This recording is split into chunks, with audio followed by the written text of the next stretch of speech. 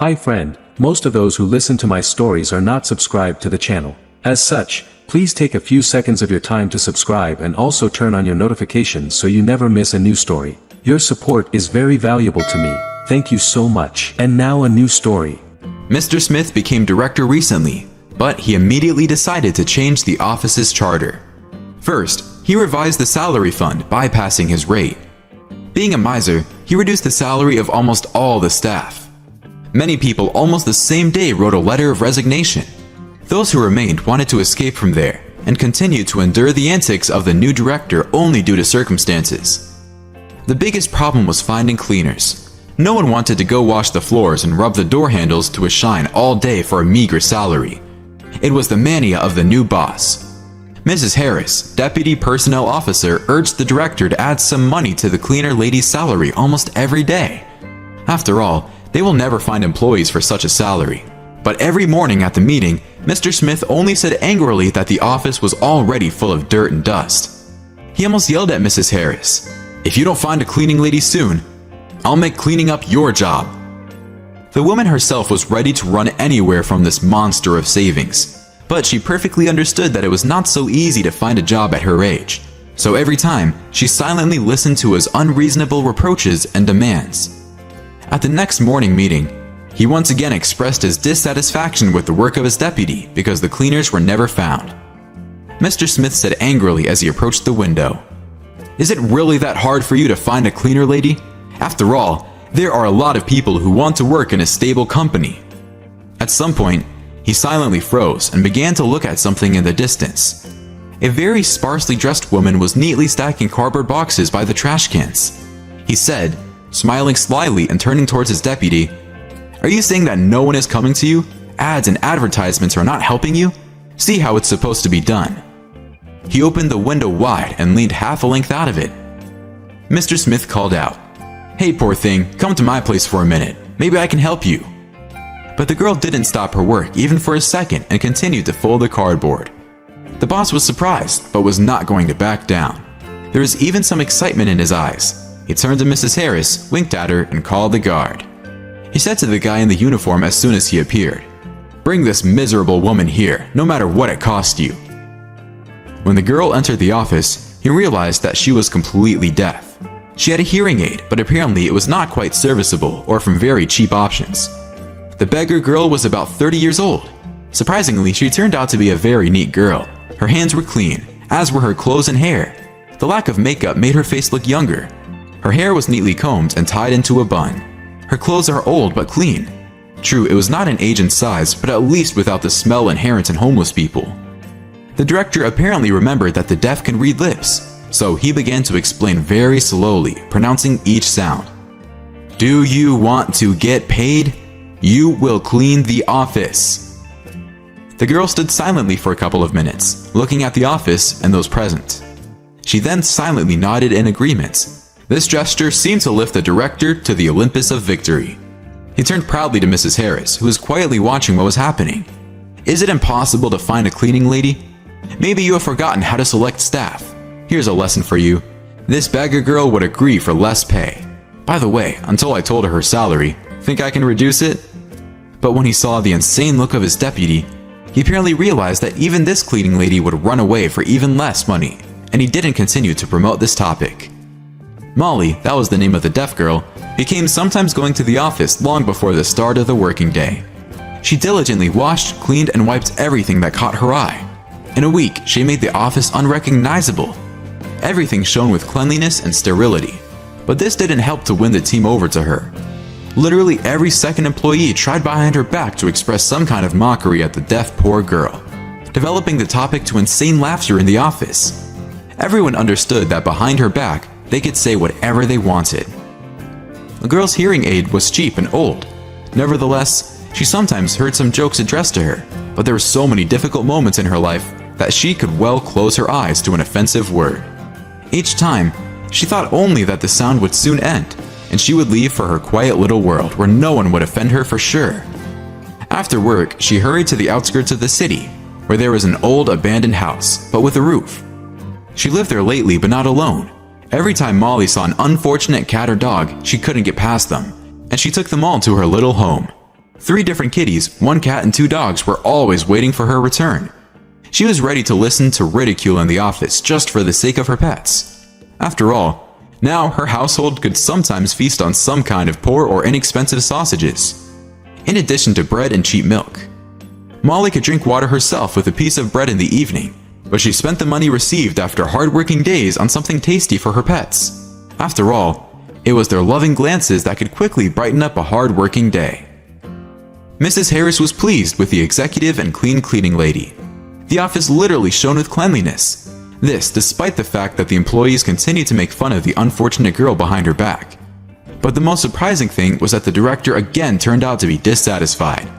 It turns out that the beggar girl didn't justify his hopes. True, he couldn't even explain to himself what he expected from her. But every day, a silent girl with very intelligent eyes began to win the favor of her colleagues. Even those who recently made fun of her realized that Molly didn't always wander through the garbage dumps. Her speech was laconic but very competent. She could sometimes say such phrases that made even people with education think. Sometimes they got the impression that she understands a lot but doesn't show it. At this time, the affairs of the office, and in particular the director, went downhill. Mr. Smith chastised everyone every morning as if looking for someone to blame for his failure as an economist. The performance of the branch began to fall catastrophically. The embittered director fired people by several people almost every day. Employees talked behind his back that he would soon be alone in his entire office. The company owner increasingly began to visit them with checks. He didn't like that this branch had gone to the very last step in a short time. But every time before the arrival of the company owner, Mr. Smith literally intimidated employees with all sorts of hardships. His goal was to create the perfect picture. However, the company owner at the age of 35 achieved everything himself and was not going to lose a developed business. He saw that in this office, some kind of heavy atmosphere literally hung in the air. When he arrived there again, the owner stated that sanitization was being carried out in all branches at the company, and all employees were entitled to a paid day off. While all the employees, including the director, were resting, the office was in full swing. Video cameras were installed in each room and connected to the owner's computer. Of course, only he and the video surveillance company knew about this. Mr. Jones really wanted to know what was really going on in this office. Therefore, he went to such a cunning move to figure it out and save this branch of the company. Every day from morning until the closing of the branch, he began to monitor what was happening at the facility. Slowly, he collected fact after fact, pointing to the reasons for leaving the last positions of the once successful branch.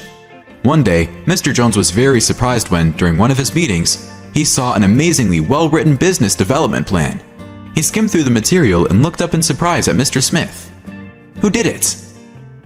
Mr. Smith realized that the owner was interested in the material, so he modestly lowered his eyes and said, "I tried very hard. I didn't sleep for several nights, and I was sure that you would like it." The first thing that confused the owner was the clearly feminine, neat handwriting. He had already read the explanatory notes of the failed director several times and knew his clumsy handwriting well. In addition, in the intervening time, he was able to learn that the mind of this man was as torturous as his handwriting. Mr. Jones decided to watch the video recordings. He wanted to see who made this plan. The owner was very surprised when he noticed how the cleaning lady worked on these materials almost until the morning. At the same time, she was immersed in her work. Either she thought for a few minutes, or she quickly began to write.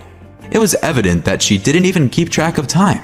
At the same time, the girl drew graphs so easily and quickly, as if she had been doing this all her life. The next morning, Mr. Smith was called into the company owner's office and stood like a boy, his eyes on the floor. The business owner was angry. In the office, everyone was sitting, afraid to move and get under a hot hand.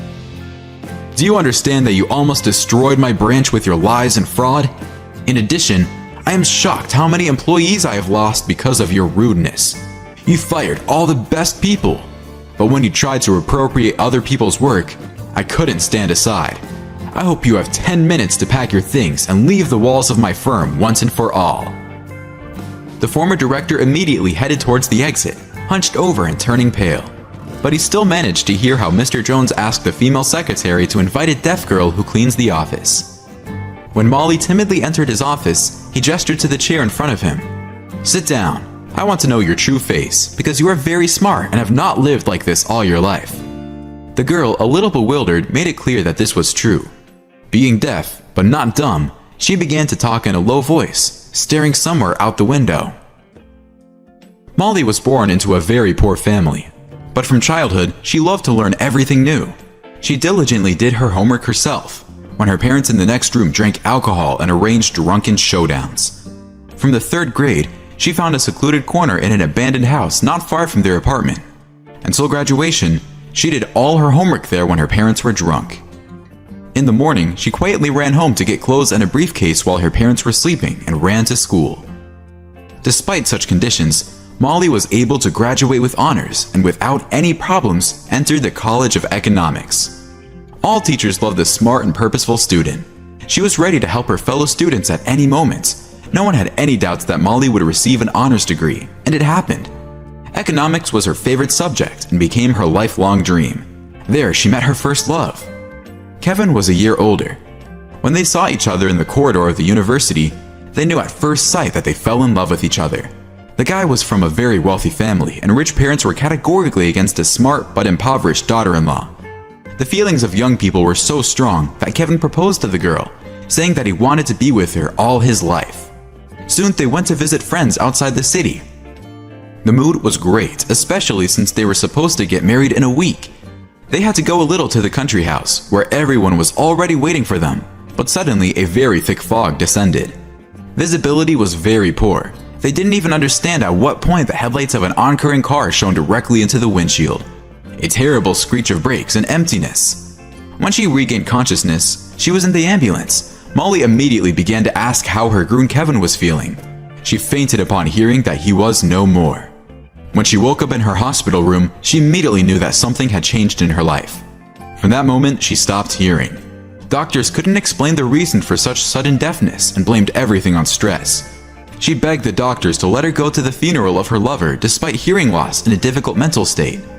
But she was not allowed to approach the grave of her beloved. Kevin's parents blamed her for everything and said that if it weren't for her and her poor friends, he would not have gone to that country house. His mother literally hissed, almost throwing her fist at her.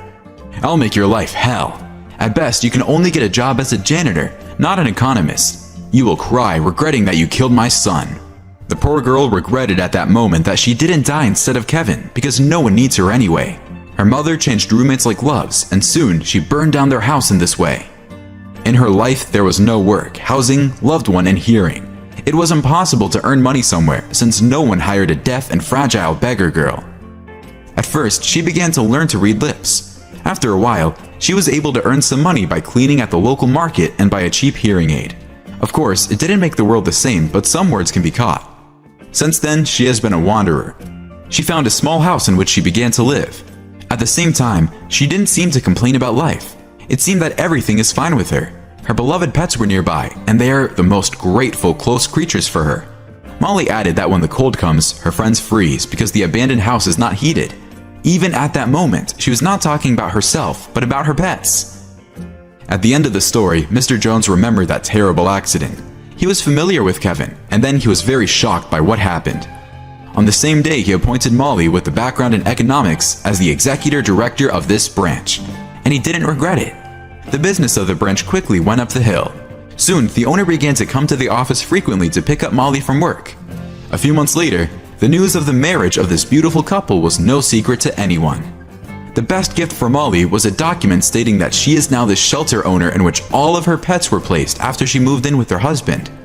In the near future, she will definitely not have time to look after them at home. She happily prepared to become the mother of a baby. The doctor said that it would be a boy, and Mr. Jones's joy literally overwhelmed him. In addition, either an overabundance of joyful emotions or some hormonal changes unexpectedly returned Molly's hearing, and she became a completely full-fledged person. The big, spacious house of the businessman was now filled with the smells of homemade food, an atmosphere of love and peace.